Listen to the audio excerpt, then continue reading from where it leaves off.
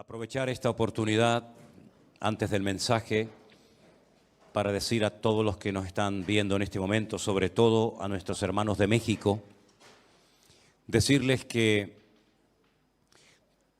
las actividades que vamos a estar llevando Dios mediante a partir del día 2 en adelante, se tienen que anotar para poder asistir tanto a la iglesia Emmanuel, donde han ampliado el aforo a 700 personas, y a las cenas que vamos a tener lugar en diferentes lugares. Hermanos, todo ya se ha completado, ya no hay más espacio. Entonces los hermanos que están llamando y escribiendo y diciendo que van a ir de todas maneras con reserva o sin reserva, con autorización o no, yo les pediría por favor que seamos respetuosos, porque tenemos que respetar las leyes y las normas y los aforos que nos han dado. La iglesia Manuel, que nos la han prestado, en principio nos había dicho que podíamos meter 500 personas. Ahora hemos ampliado el aforo a 700 y ya está todo lleno, ya no puede entrar más gente. Las 2 cenas que tendremos en 2 hoteles diferentes también están llenas. Creo que en cada una hay como 175 personas anotadas. Ya no hay más espacio, lamentablemente tenemos que sujetarnos a las leyes del momento. Así es que si ustedes están llamando o están escribiendo al hermano Emmanuel, al hotel y a otros hermanos, como por ejemplo puede ser Armando, y mandándome mensajes constantemente a mí también, decirles que no podemos nosotros hacer nada para cambiar ese aforo, esas leyes, esas normas que nos han pedido que las cumplamos. Entonces no podemos correr el riesgo de que vaya más gente de lo permitido, no sea que después podamos tener incluso problemas para celebrar las reuniones. Yo sé que hay gente incluso que me ha dicho, bueno, aunque yo no tenga permiso para ir, yo voy a ir y esperamos fuera. Hermanos, seamos respetuosos y seamos conscientes de que en este momento no se puede meter más gente de la que ya estamos metiendo. Quiero decir esto sobre todo a los hermanos de México y de otros países, como Estados Unidos y otros países cercanos, que me dicen que quieren ir familias enteras a los cultos, a las reuniones. Bueno, hermanos, esto es lo que hay y a mí no me queda más remedio que sujetarme a las normas y a las leyes de cada país, y por eso no hay más capacidad, sino no hay otra explicación. No podemos hacer más de lo que ya estamos haciendo. Pensábamos que íbamos a tardar muchísimo tiempo en poder cubrir todas esas plazas, pero para sorpresa nuestra, todas se han cubierto, todas se han cubierto. Yo no sé si mañana el pastor de la iglesia Manuel o las autoridades de México, de aquí a unos días, abren más la mano para que vaya más gente, pero de momento esto es lo que hay. De momento no puede asistir más gente a los cultos. ¿Sí? Es increíble, ¿no? Tener que decir a la gente que no pueden venir a los cultos, ¿no? Pero es lo que toca y confiamos de que el Señor nos ayude a todos a entender que esta es la realidad en la que estamos viviendo actualmente y que no podemos hacer otra cosa. Amén, hermanos. Pido por favor a los hermanos desde ya, a los que están aquí, a los que nos están viendo también, que estén orando para que el Señor nos ayude y nos dé mucha sabiduría y sobre todo mucha fuerza para poder cumplir con todos los compromisos. El cambio horario va a ser brutal. El vuelo ya solamente dura 12 horas y solamente tenemos un día para adaptarnos al nuevo horario y a partir del siguiente día prácticamente ya estamos atendiendo a gente y pastores y muchísima gente que va a venir de todas partes.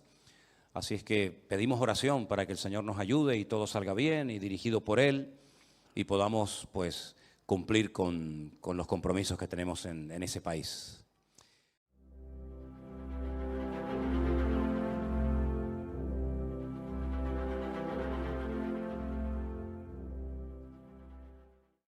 Quisiera que en esta tarde hiciéramos una breve oración antes del mensaje que voy a compartir con ustedes, pidiéndole al Señor que nos hable a nuestros corazones y que podamos salir de aquí fortalecidos y renovados en la fe y que el Señor hable a nuestras vidas como nos tiene acostumbrados. Amén, hermanos. Señor, te damos muchas gracias por esta oportunidad, por este privilegio tan hermoso que nos estás dando de poder disfrutar de este tiempo aquí en tu presencia. Oramos para que esta palabra que va a ser compartida sea de bendición, traiga beneficio, traiga renuevo a nuestras vidas y podamos aprender mucho a través de ella. Te damos gracias por esta oportunidad que nos das en esta tarde de poder estar aquí delante de ti, Señor, sabiendo que tú vas a hablar a través de tu palabra como siempre. Te lo pedimos todo en el nombre de Jesús. Amén y amén. Gloria a Dios. Hay un estudio muy bonito y muy interesante que consiste en ver cómo eran las ciudades, en definitiva, el mundo en el cual se movieron los primeros cristianos. Cómo eran los cultos, completamente diferentes a como los hacemos nosotros hoy en día. Hoy en día todo está centrado generalmente en un pastor o en una persona que es más o menos el que administra la iglesia junto con los ancianos, los diáconos, los obreros, ¿verdad? Pero en aquellos tiempos las iglesias no eran como nosotros las vemos, estamos acostumbrados hoy en día. Se hacían muchas reuniones en hogares, no existían templos. No fue hasta el siglo III después de Cristo que comenzaron a utilizarse locales o antiguos templos paganos para celebrar cultos o reuniones. Los cristianos se reunían en cualquier parte, en playas, en montañas, en casas particulares, en plazas. Y en aquellos tiempos, pues no era tan fácil ser cristiano como hoy en día. Si estudiamos, por ejemplo, cómo vivían los griegos, cómo vivían los romanos, cuáles eran sus costumbres, los principios, entre comillas, que tenían, qué religiones practicaban en aquellos tiempos aquella gente, cómo se desplazaban la gente de un país a otro, los medios de comunicación que existían. Es realmente un estudio muy interesante, ¿verdad? Ver cómo a veces se llegaba a un lugar donde prácticamente no había nadie y poco a poco se iba formando un pequeño pueblo, después una ciudad y así sucesivamente. Pero hay una ciudad que yo la llamo la Gomorra, la Sodoma y Gomorra de los tiempos apostólicos o de los tiempos del apóstol Pablo. Y es sin lugar a dudas la ciudad de Corinto. La ciudad de Corinto está aproximadamente a unos 75 kilómetros de Atenas. Y es una ciudad, o era una ciudad muy interesante porque era una ciudad muy comercial.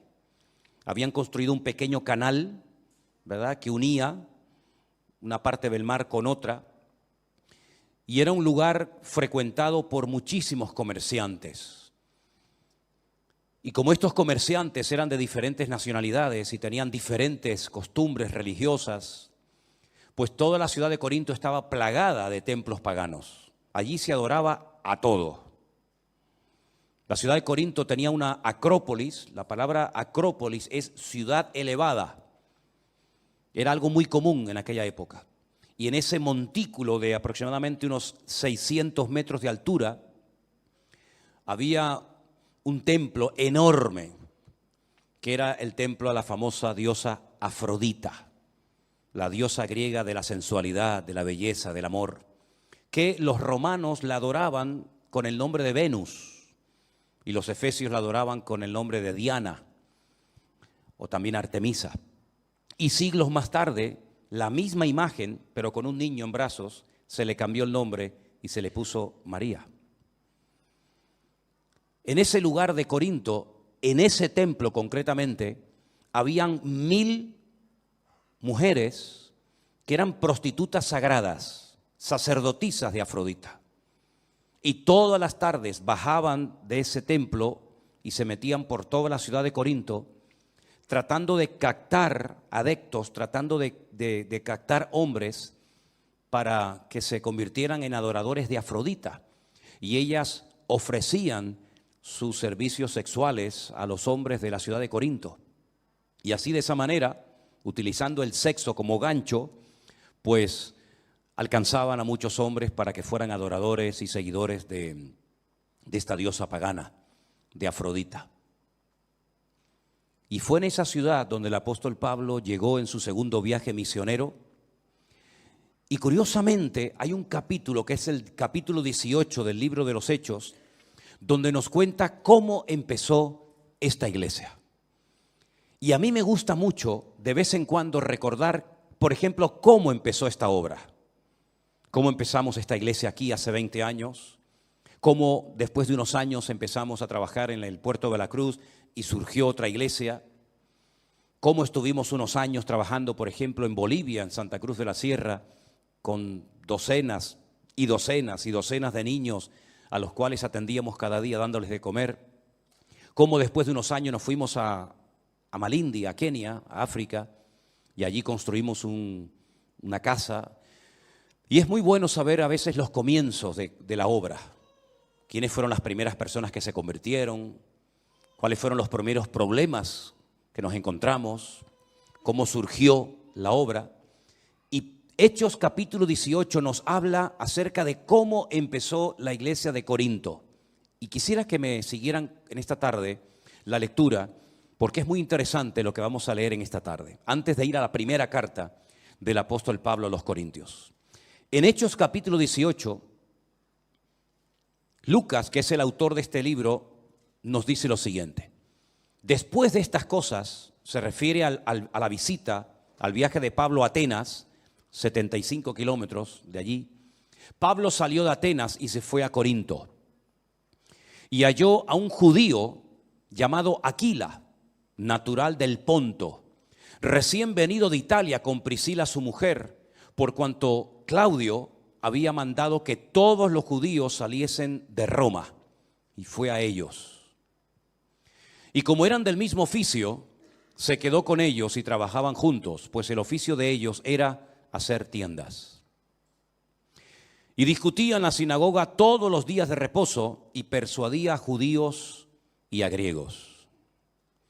Y cuando Silas y Timoteo vinieron de Macedonia, Pablo estaba entregado por entero a la predicación de la palabra, testificando a los judíos que Jesús era el Cristo.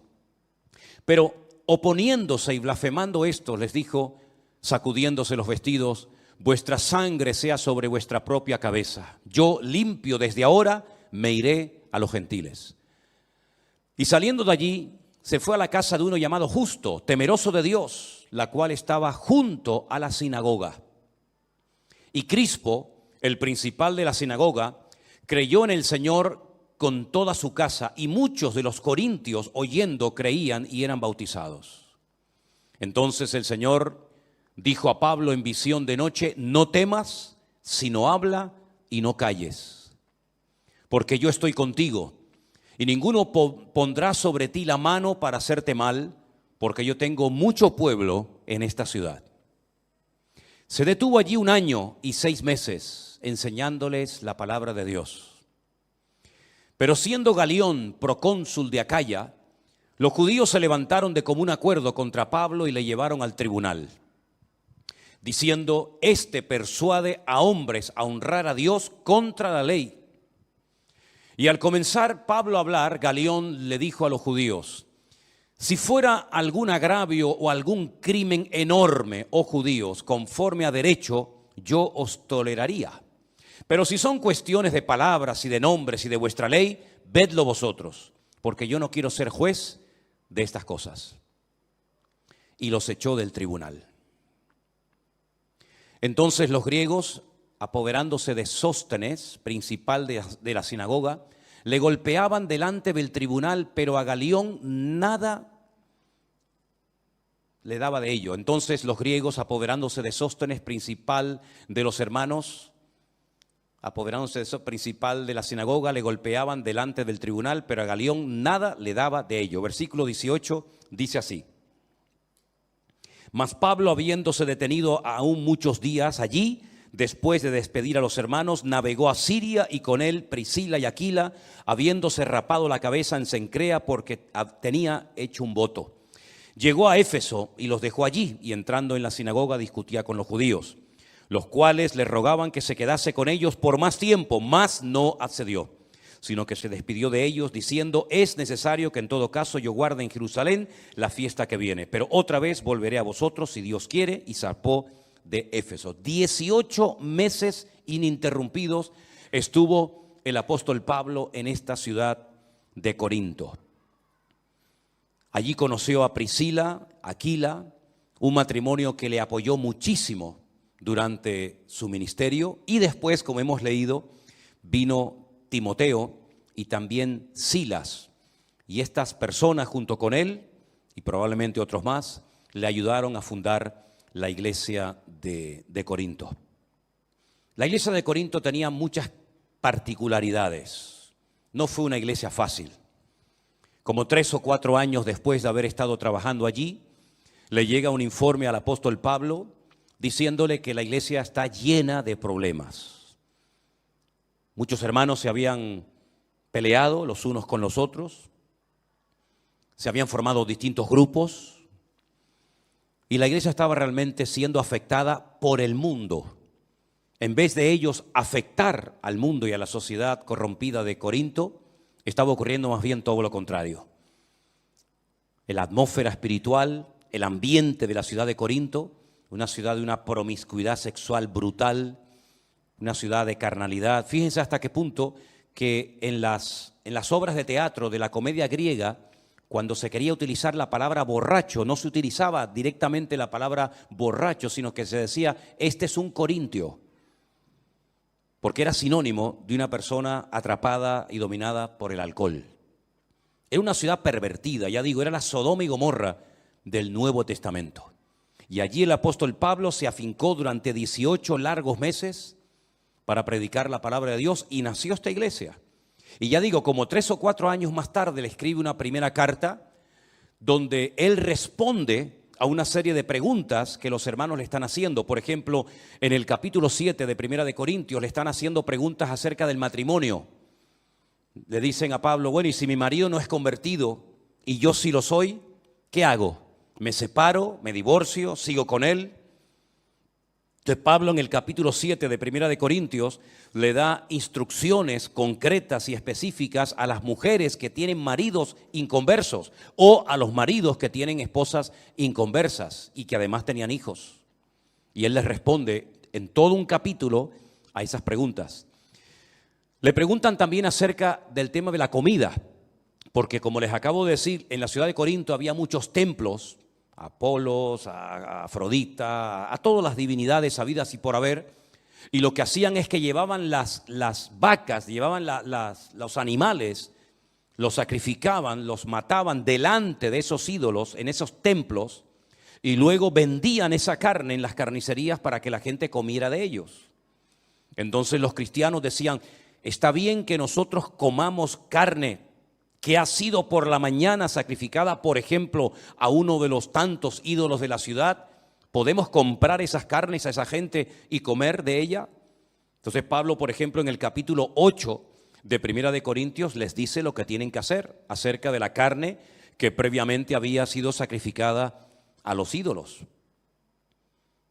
También hay muchas preguntas que le hacen al apóstol Pablo acerca de cómo moverse, cómo saber el don espiritual que uno tiene. El apóstol Pablo dedica 2 capítulos muy interesantes, por cierto, el 12 y el 14 de Primera de Corintios para traer luz y para aclarar cuáles son los dones del Espíritu Santo y cómo se tienen que ejercer ordenadamente en la iglesia. Les dije en una ocasión, ¿se acuerdan?, que hay 2 listas en la Biblia acerca de los dones del Espíritu Santo. Romanos capítulo 12 y en Primera de Corintios capítulo 12. Él menciona 9. Y él dice que los dones del Espíritu Santo tienen que ser administrados con orden.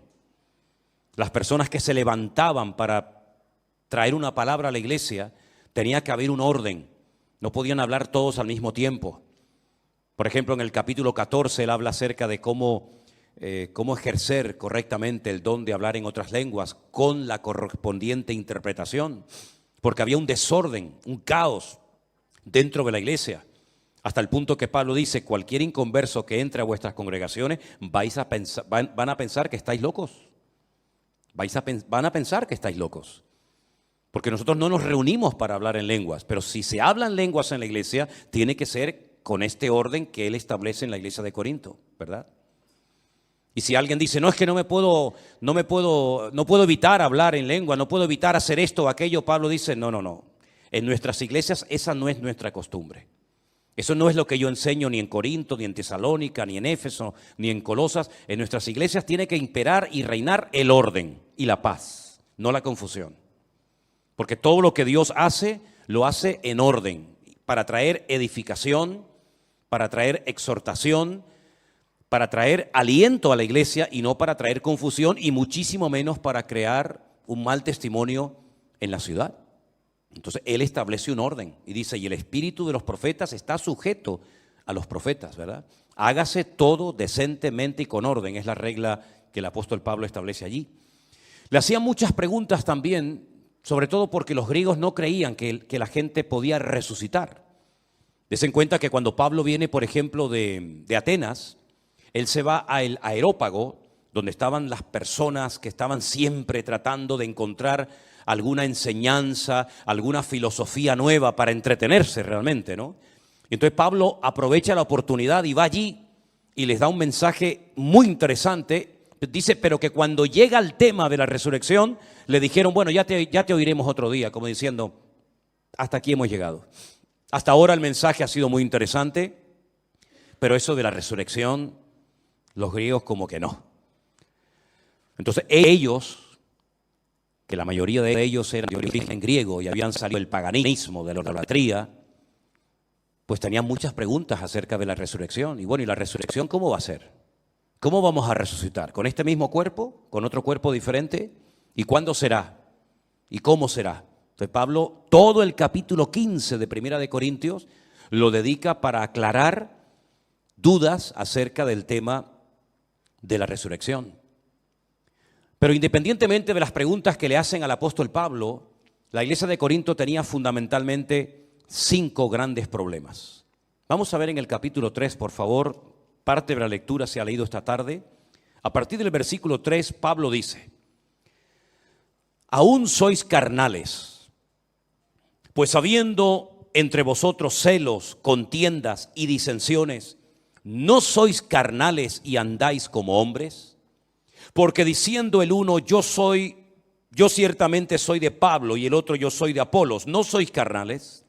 ¿Qué pues es Pablo y qué pues es Apolos? Servidores por medio de los cuales habéis creído, y eso según lo que a cada uno concedió el Señor. Pablo no va a tolerar bajo ningún concepto que la iglesia internamente se divida en grupos, unos a favor de unos, otros a favor de otro, o en contra de otro, sino que Pablo dice, mira, el Señor a mí me utilizó para sembrar la iglesia en la ciudad, y después vinieron otros ministerios, como por ejemplo el de Apolos, que vino a regar la semilla que yo había plantado, pero ni él ni yo somos lo más importante, porque al fin y al cabo el que está dando el crecimiento es el Señor.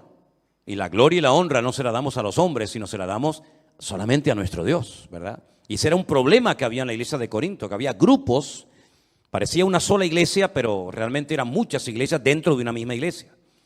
Las divisiones internas, Pablo no quería bajo ningún concepto que se produjeran, porque eso lo único que trae es problemas, divisiones y por supuesto mal testimonio. Y el Señor no se mueve en el caos, el Señor no se mueve en el desorden. Nuestro Dios es un Dios de orden, y desde el primer libro de la Biblia hasta el último libro de la Biblia vemos este principio fundamental de Dios. Dios se mueve en el orden. Todo lo que usted haga que no esté en orden, no esperes que Dios te respalde. No esperes que Dios te bendiga. No esperes que Dios, si me permiten, haga la vista gorda, diciendo, bueno, no pasa nada.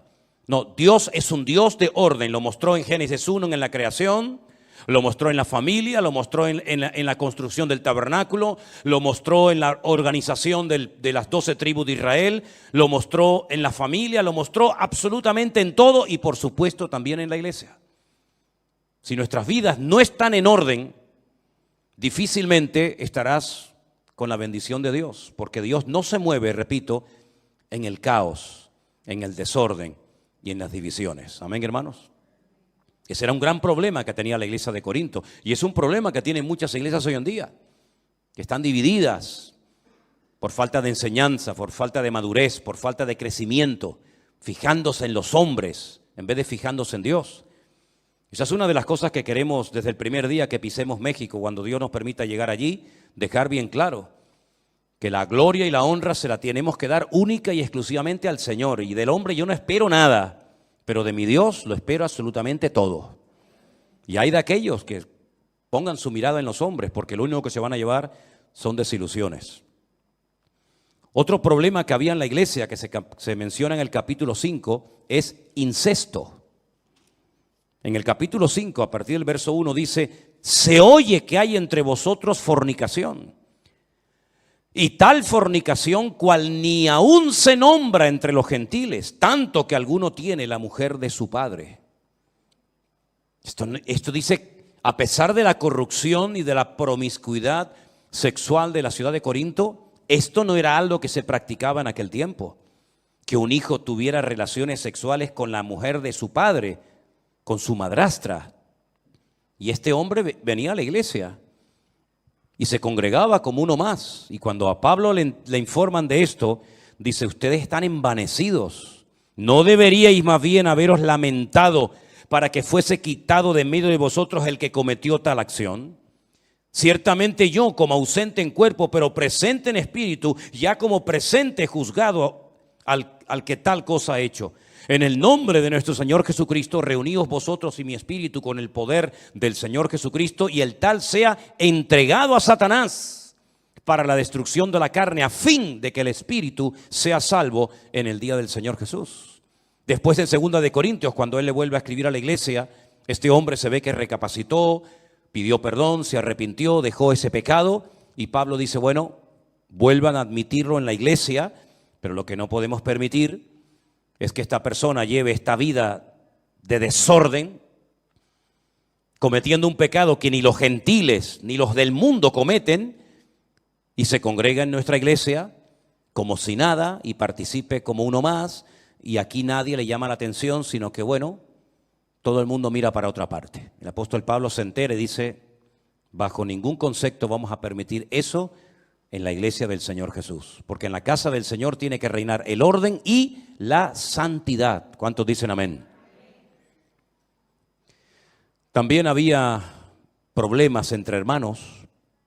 Capítulo 6, versículo 1 dice: ¿osa alguno de vosotros, cuando tiene algo contra otro, ir a juicio delante de los injustos y no delante de los santos?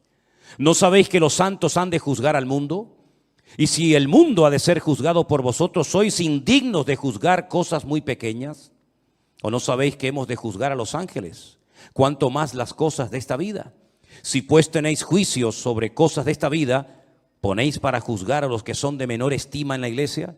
Hermanos que se denunciaban, iban a los tribunales, iban a los jueces, a las autoridades del mundo para arreglar sus problemas, que tenían que haberlo arreglado con la bendición y con la paz del Señor, en oración, con un buen espíritu, con una buena actitud. Se denunciaban los hermanos, y claro, imagínate los del mundo, los de afuera, cuando se enteraban que había problemas entre los hermanos, y se denunciaban los unos a los otros. Y Pablo utiliza el argumento de decir: sí, nosotros los hijos de Dios, que vamos a juzgar a los ángeles, que vamos a juzgar al mundo juntamente con el Señor, resulta que tienen que recurrir a los inconversos para que los inconversos les solucionen los problemas a ustedes como cristianos. ¿Pero qué están haciendo? Ese problema también lo había en la iglesia de Corinto. Pero como muchos habían salido del paganismo, como muchos habían dejado la idolatría, muchas hermanas de la iglesia habían ejercido antaño la prostitución, de ahí que les pida que se cubran y se pongan un velo, porque aquellas 1000 jovencitas, ¿se acuerdan? Aquellas 1000 sacerdotisas del templo de Afrodita, sí, eran prostitutas, pero ¿cómo se diferenciaban estas mujeres de una mujer normal de Corinto, que vestían con unos peinados y con unas ropas tremendas? Pues porque eran calvas, les habían rapado completamente la cabeza.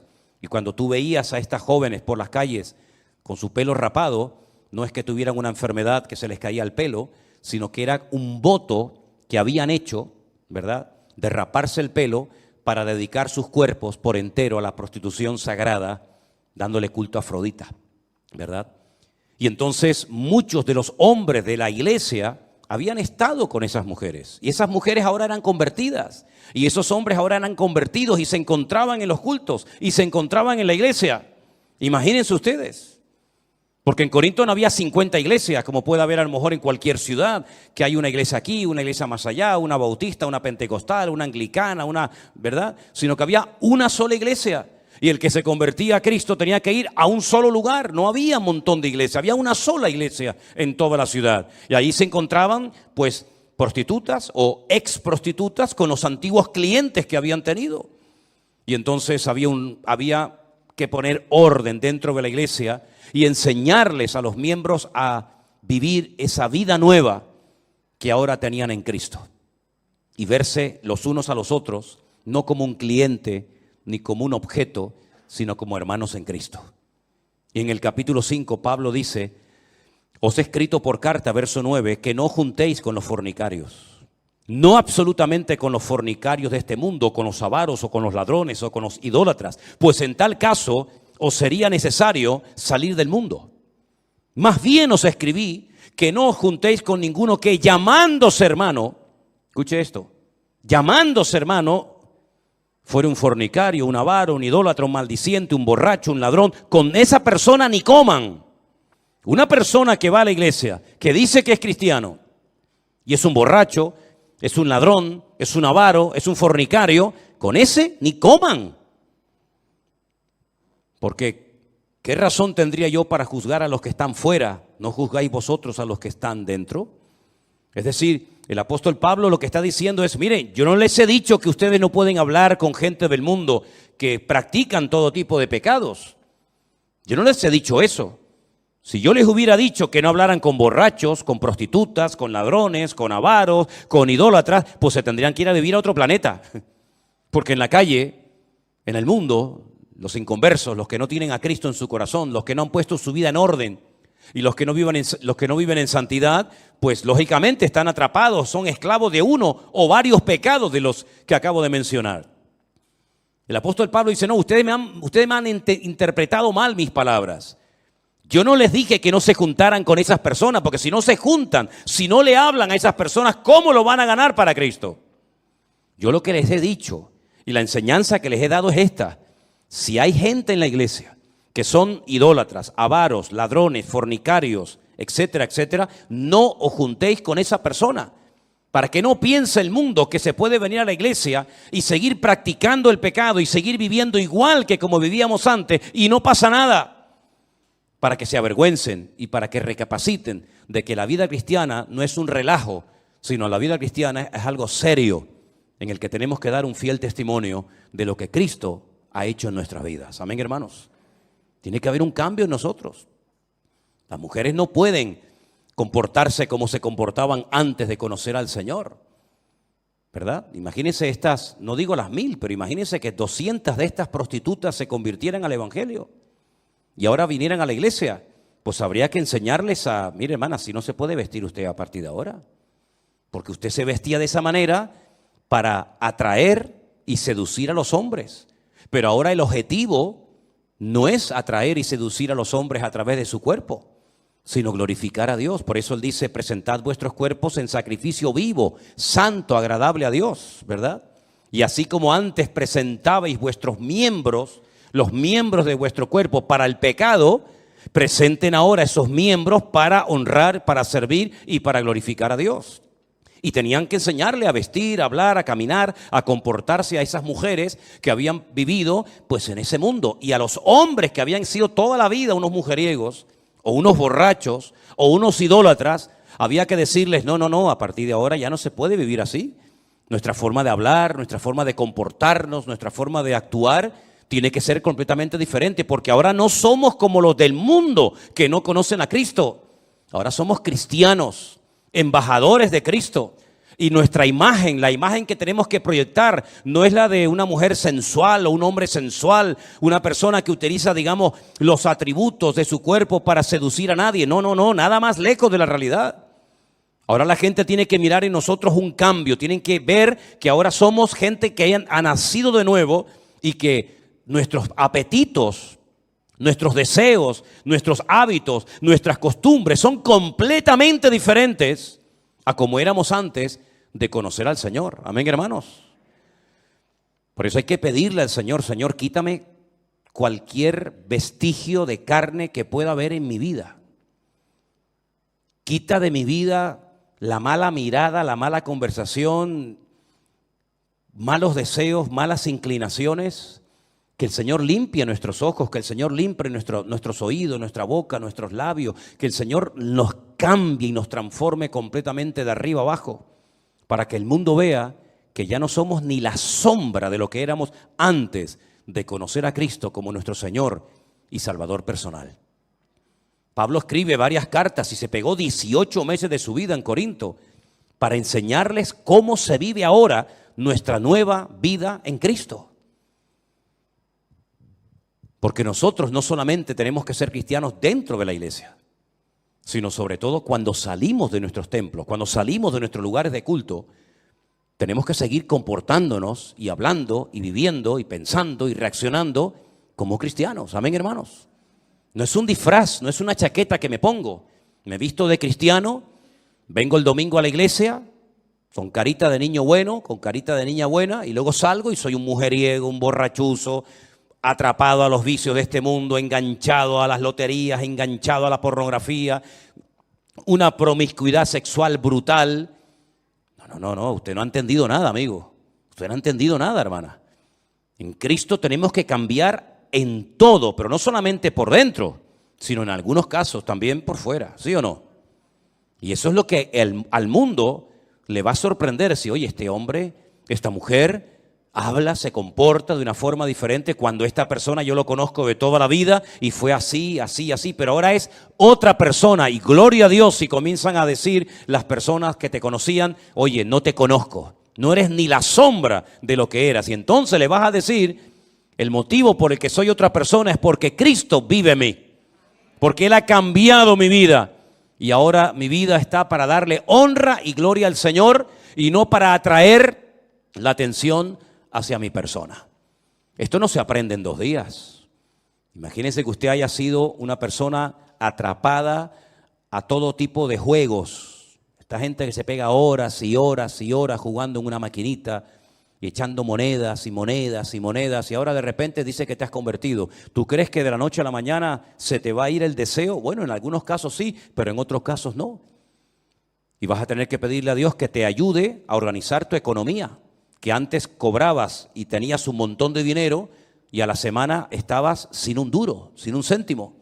Y ahora tienes que pedirle al Señor, ayúdame a administrar para que yo incluso pueda ayudar a otras personas. Tal vez antes de conocer a Cristo te vestías de una manera que en vez de cubrirte lo que hacías es que te descubrías lo que llevabas en tu corazón. Pues a lo mejor habrá ciertas prendas que habrá de decir, yo esto no me lo puedo volver a poner otra vez, porque entonces lo que estoy haciendo es el mismo perro pero con distinto collar. Y ahora lo que quiero es dar gloria a Dios y glorificar al Señor, ¿sí o no? Esa es la vida de un cristiano. La vida de un cristiano no es dejar de ir a misa y venir al culto, dejar de tomar la hostia y venir ahora a tomar el pan y el vino. La vida de un cristiano es vivir como Cristo vivió. Como Él hablaba, tenemos que pedirle al Señor, Señor, yo quiero hablar y comportarme y pensar y reaccionar y vivir como tú lo hacías. Y yo no sé cómo tú tratabas antes a tu marido, o cómo tú tratabas a tu mujer, o a tus hijos, o a tus padres. Pero sería bueno que leyeras la Biblia y te preguntaras, ¿yo me estoy comportando como un marido cristiano o como uno más? ¿Yo me estoy comportando con mi familia, con mi marido, con mis hijos, como una auténtica mujer cristiana o sigo siendo la mundana de toda la vida? ¿Soy un hijo que obedece a sus padres y que honra a sus padres o sigo siendo el niño malcriado y caprichoso que siempre pedía y pedía y pedía y lloraba y pataleaba y se enfadaba cuando no le daban lo que querían? Si todas las áreas de nuestra vida, todo, absolutamente todo, tiene que ser cambiado por el Señor. Pero para cambiar, uno tiene que querer cambiar. Y el Señor lo va a hacer. Había desorden en la Santa Cena. Nosotros, saben que una vez al mes celebramos la Santa Cena, ¿verdad? Le damos el pan y el vino a cada persona que va a participar. Pero miren lo que dice 1 Corintios capítulo 11. 1 Corintios capítulo 11 dice, a partir del verso 17, al anunciaros esto que sigue, no os alabo, hermanos, porque no os congregáis para lo mejor, sino para lo peor. Pues en primer lugar, cuando os reunís como iglesia, oigo que hay entre vosotros divisiones. ¿Y saben lo que dice Pablo? En parte lo creo. Pablo no dice, no, esto no puede ser, imposible. Imposible que mis hermanos de la iglesia de Corinto estén divididos. Imposible. No, él dice, lo creo. Conociéndoles yo a ustedes, en parte yo creo que hay divisiones en la iglesia. Porque es preciso, versículo 19, que entre vosotros haya disensiones para que se hagan manifiestos entre vosotros los que son aprobados. Cuando pues os reunís vosotros, esto no es comer la cena del Señor, porque al comer cada uno se adelanta a tomar su propia cena y uno tiene hambre y otro se embriaga. Pues ¿qué? ¿No tenéis casas en las que podáis comer y beber? ¿O menospreciáis la iglesia de Dios y avergonzáis a los que no tienen nada? ¿Qué os diré? ¿Os alabaré? En esto no os alabo. La gente se ve que llevaba su comida a la iglesia y ya se quedaban en la iglesia a comer.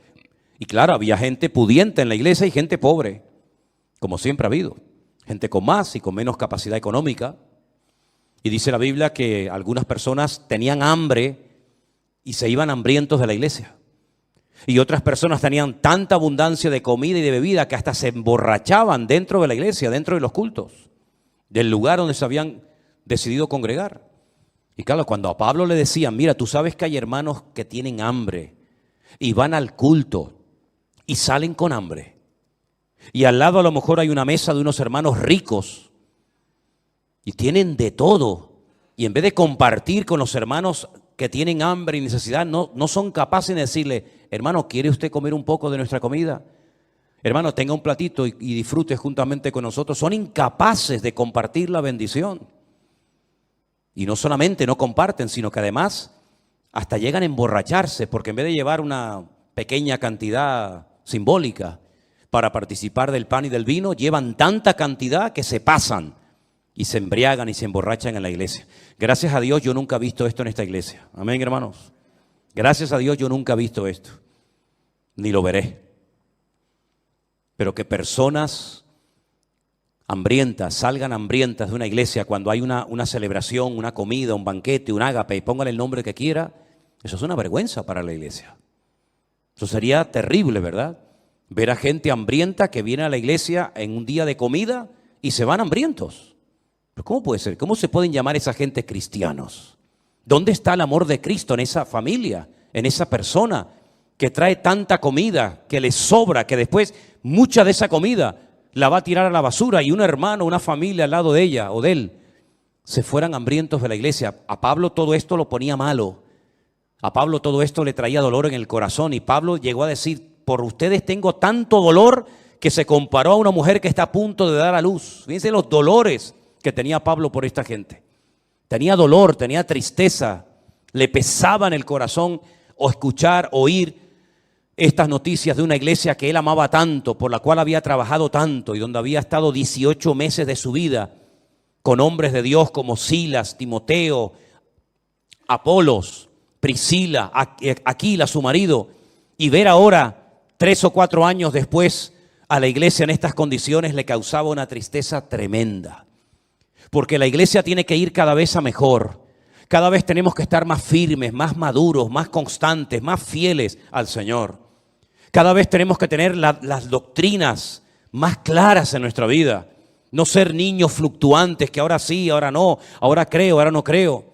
El apóstol Pablo luchó y derramó lágrimas para que en esta iglesia se estableciera una congregación de sana doctrina, una iglesia unida, una iglesia que pudiera contrarrestar toda la basura espiritual y el ambiente y la atmósfera terrible que había en Corinto. Y lamentablemente vemos que el ambiente de la ciudad se metió dentro de la iglesia hasta el punto que dentro de la iglesia se cometían casi los mismos pecados que se cometían en los templos paganos de la ciudad de Corinto. ¿Y cómo no le iba a doler a Pablo eso? Imagínense ustedes si el Señor Jesucristo hubiera entrado un día en un culto normal de la iglesia de Corinto. Imagínense cómo hubiera reaccionado el Señor si entra a una iglesia donde supuestamente se le está dando honra, gloria y culto a Él y se encuentra uno borracho, al otro acostándose con su madre, al otro criticando a este hermano, al otro insultando a la otra hermana, al otro yendo al juez para presentar una denuncia contra este hermano. ¿Cómo hubiera reaccionado el Señor si hubiera entrado un día físicamente a esa congregación? Pues yo creo que hubiera actuado exactamente igual que cuando entró al templo de Jerusalén en su época, cuando dice la Biblia que entró y comenzó a volcar las mesas de los cambistas, Y comenzó a echar a patadas a toda la gente que estaba allí comerciando en el templo. Y dijo aquello de: habéis convertido mi casa de oración en una cueva de ladrones. Amén, hermanos. No me extraña que la gente fuera al estanque de Betesda, que está muy cerca, ¿saben? Los que han estado allí conmigo saben que el templo y el estanque de Betesda está muy cerquita, muy cerquita. No me extraña que con este ambiente espiritual, no me extraña a mí que con este mal testimonio y con este mal ejemplo del templo, de los sacerdotes, de Anás, de Caifás, etcétera, la gente prefiriera irse a una piscina de agua putrefacta esperando a un supuesto ángel que decían que venía, que nunca vino ningún ángel. Preferían estar allí esperando que un ángel descendiera del cielo para recibir su milagro que estar en el templo, sabiendo que allí lo que le iban a quitar es lo poco que a lo mejor podían llevar y que a lo mejor ni siquiera lo iban a dejar entrar por la condición en la que se encontraba. Y a mí me gustaría que en esta tarde todos y cada uno de nosotros tomáramos conciencia de que yo no estoy hablando de un templo pagano, yo no estoy describiendo cómo era un culto de Afrodita, de Apolos, de Venus, de estas divinidades, sino estamos hablando de una iglesia local, una iglesia que podría ser nuestra congregación. ¿Y por qué el Señor permitió que nosotros, los cristianos de 2000 años después de esto, nos enteráramos de este relajo y de este desorden en la iglesia? ¿Por qué no pasó la página y dice, bueno, eso no lo cuentes? Cuenta las cosas bonitas. Por ejemplo, mira, habla de la iglesia de los filipenses, que es una buena iglesia. Al fin y al cabo solamente hay dos hermanitas ahí que están peleadas una con otra, Evodia y Síntique, pero bueno, son dos nada más dentro de mucho. Habla de los filipenses o habla de otra iglesia. ¿Por qué el Señor permitió? ¿Por qué el Señor inspiró con su Espíritu Santo al apóstol Pablo para que escribiera esta carta y nos contara todos los desórdenes, el pecado, la basura, las divisiones, el incesto que había en esa congregación, para que nosotros tengamos ejemplos a no imitar y para que sepamos que si bajamos la guardia podemos llegar a vivir un cristianismo tan carnal como el que ellos vivieron? Porque esta iglesia empezó muy bien, esta iglesia no empezó mal, esta iglesia empezó muy bien. Y cuando el apóstol Pablo, si quieren venir conmigo al capítulo 1, les dirige la primera carta, miren lo que les dice. Pablo, llamado a ser apóstol de Jesucristo por la voluntad de Dios, y el hermano Sóstenes. Es interesante notar que Sóstenes y un hermano llamado Crispo eran los líderes de la sinagoga de Corinto, que se convirtieron juntamente con el Señor y se hicieron miembros de la iglesia de Corinto. Y ahora le escriben una carta a la iglesia y le dice: a la iglesia de Dios que está en Corinto. Y ahora mira lo que dice Pablo: a los santificados en Cristo Jesús, es decir, a los que han sido llamados, a los que han sido llamados aparte.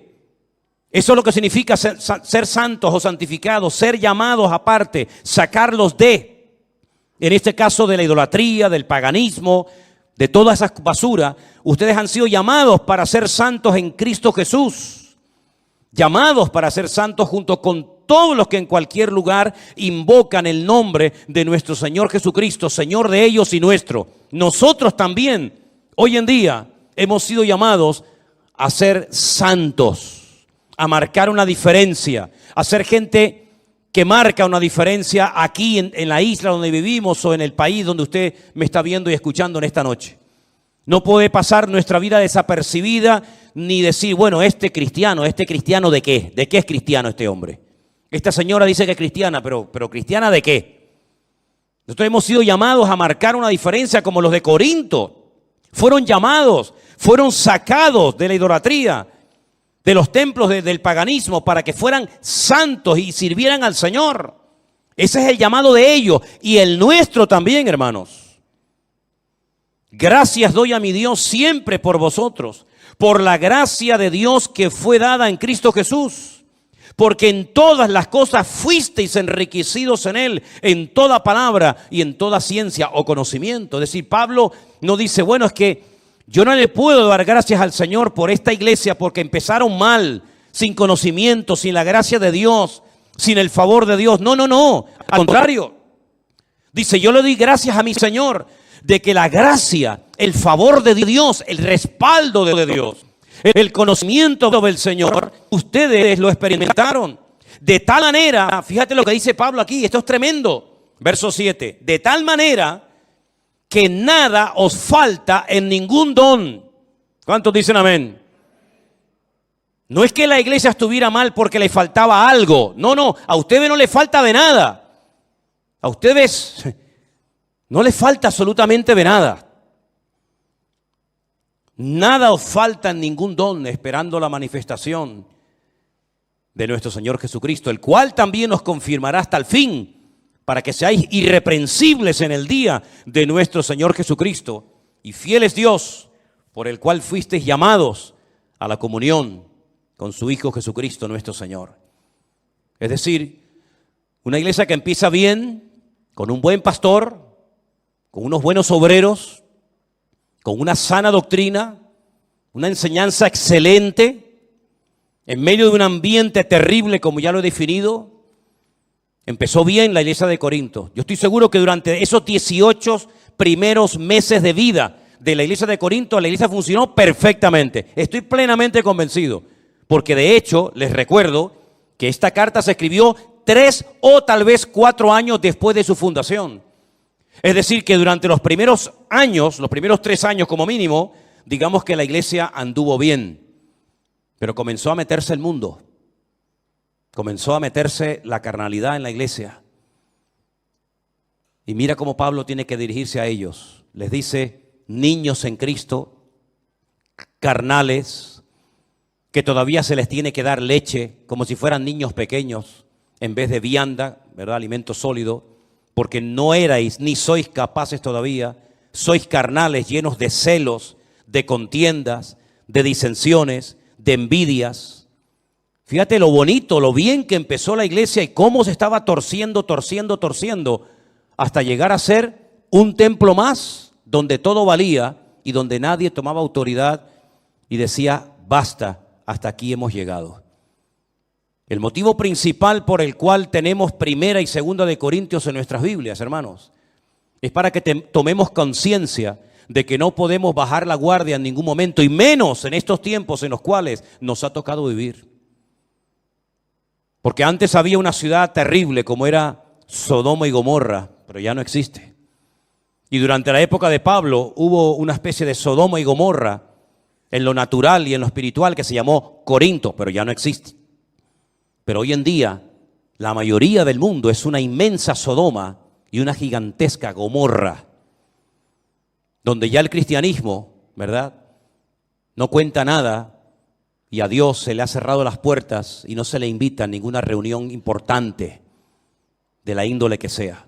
Pero todavía estamos plantados, todavía estamos los cristianos en el planeta Tierra, aún no hemos sido sacados, como algún día seremos sacados.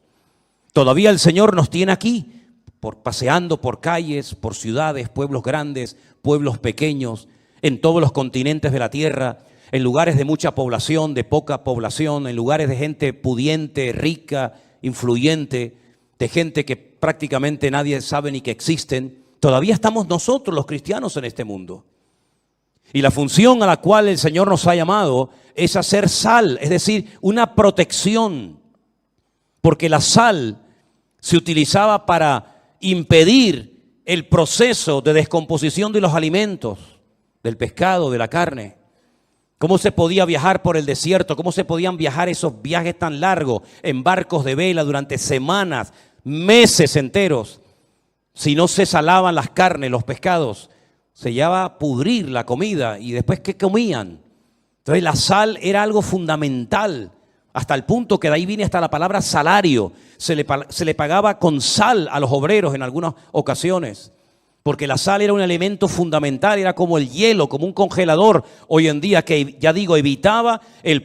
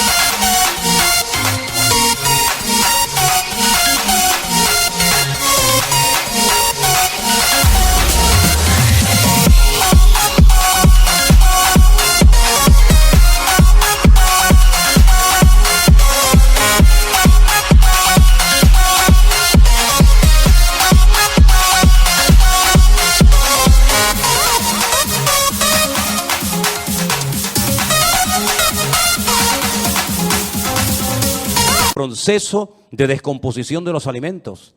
Y el Señor dice, ahora ustedes son la sal del mundo, la sal de la tierra. Es decir, este mundo podría estar millones de veces peor de lo que está, con más pecado, con más inmoralidad, con más desorden, si ustedes no estuvieran en la tierra. Es decir, que gracias a la presencia, a la influencia de los cristianos, el mundo no ha ido al caos, como va a ir al caos cuando ya no estemos en esta tierra. Y después dice el Señor, y además no solamente ustedes tienen que ser sal, es decir, impedir que en los colegios, en las universidades, en las iglesias, en la sociedad, se produzca una anarquía total y absoluta, sino que además de eso, por si eso fuera poco, ustedes tienen que iluminar, ustedes tienen que ser luz en medio de las tinieblas. Y estamos viendo cómo fiestas paganas se han convertido en un juego, en un entretenimiento para los niños, en un comercio, en un motivo más para sacarle el dinero a la gente de los bolsillos, sin darse cuenta, sin pensar qué es lo que estamos celebrando, de qué nos estamos disfrazando, de dónde viene esta práctica pagana, como estas fiestas que están en estos últimos días campando a sus anchas. Es decir, tenemos que tomar conciencia.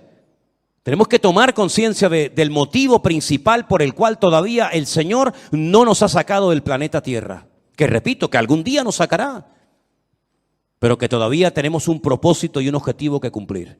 No permitamos que el mundo se meta en nuestras casas. No permitamos que el mundo se meta en nuestros hogares a través del ordenador, a través de la televisión. Porque ya el diablo no tiene ni siquiera que tocar la puerta, ya se mete sin pedir permiso. No permitamos que la corriente de este mundo nos atrape y seamos uno más, pasando totalmente desapercibido, sin marcar una diferencia y sin decir, no, alto, no, yo no estoy de acuerdo con eso. No. La Biblia dice, no, Dios no está de acuerdo. No nos dejemos arrastrar por la corriente de este mundo. Tenemos que ir en contra de la corriente. No es fácil, pero con la ayuda del Señor y bien parados en Cristo, vamos a poder impedir que el mundo se nos meta dentro de nosotros. Al contrario, somos nosotros.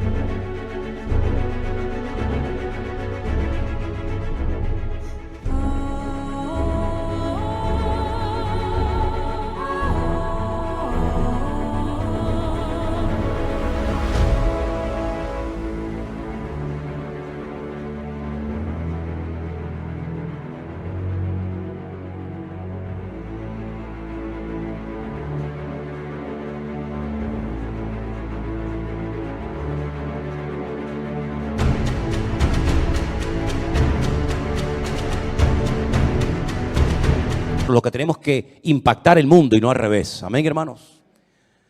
Yo quiero terminar diciendo esto. La iglesia de Corinto empezó bien, pero terminó mal. Prueba de ello, que ya en Corinto no hay nada. Corinto ya es algo completamente diferente a lo que fue hace 2000 años. Si tú empezaste bien, si tú tuviste un encuentro, una experiencia personal con Cristo hace 1 año, 2 años, 5, 20, 30, lo que sea, gloria a Dios. Pero no te desvíes, ni te enfríes, ni te apartes del Señor, ni bajes la guardia, ni te creas sabio en tu propia opinión. Porque quiero terminar diciendo que cuando el apóstol Pablo fue a la iglesia, a la ciudad de Corinto, él venía de un fracaso ministerial. Y he dicho bien, sí, de un fracaso ministerial. Él en Atenas no fundó iglesia. Es el único lugar donde Pablo estuvo y no fundó una iglesia. En todo lugar donde iba, habría una iglesia. Y ahí se permanecía, menos en Atenas. Cuando Pablo llega a Corinto, él cambia su sistema. Él no va a utilizar la elocuencia, la sabiduría humana, sino él va a predicar solamente un mensaje de Cristo crucificado y resucitado, para que no pongan su fe en lo que yo predico, sino en el poder de Dios, que es el que cambia y transforma las vidas.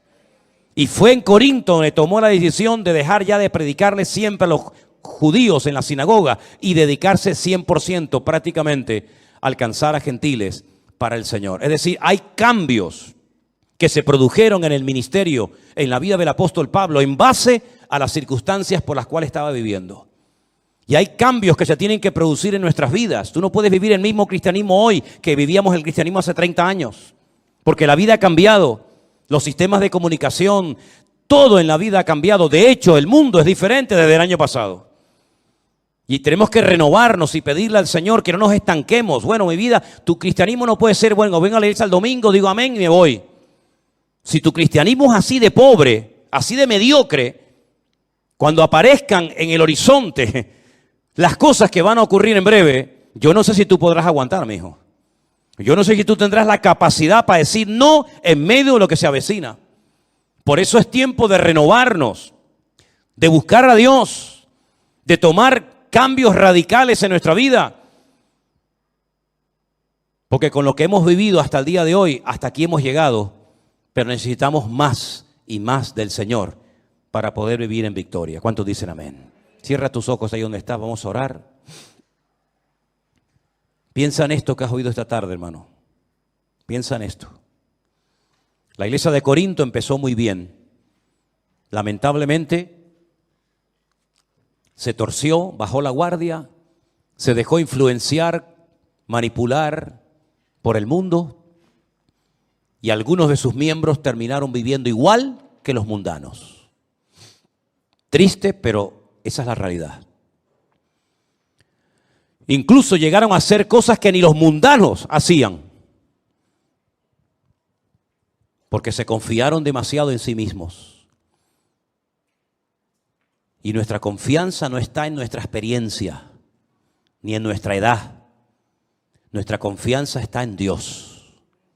Y cada día empezamos de cero. Y no dependemos de nosotros mismos, sino dependemos de la gracia y del favor de Dios. Que el Señor nos ayude a mantenernos firmes en medio de la tormenta y marcar una diferencia y no dejarnos moldear por el mundo, sino moldear el mundo y cambiarlo para Cristo, como siempre ha sido la voluntad de Dios. Señor, gracias te damos en esta tarde por tu preciosa y bendita palabra. Te rogamos, Señor, que tú nos afiances y nos afirmes en la fe para que podamos siempre poner nuestra confianza, nuestra mirada y nuestra vida en ti y que no nos pase lo que le pasó a nuestros hermanos de la iglesia de Corinto, que se dejaron influenciar y manipular por el mundo. Señor, guárdanos, que seamos sal y luz de este mundo hasta el último momento de nuestra vida. Y guárdanos del maligno y ayúdanos a mentalizarnos de que tenemos que renovarnos cada día en la presencia tuya, Señor. Quita de nosotros todo lo que nos quede de mundo. Quita de nosotros todo lo que quede de nuestra antigua y vieja naturaleza y que solamente sea la vida de Cristo, nuestro Señor, la que se manifieste y se exteriorice en nuestras vidas. Trae santidad a nuestra casa, trae santidad a nuestras vidas particulares, que la santidad reine en tu casa, Señor, en tu iglesia, y que podamos siempre darte a ti la gloria y la honra. Te lo pedimos con todo nuestro corazón, en el nombre de Jesús. Amén y amén.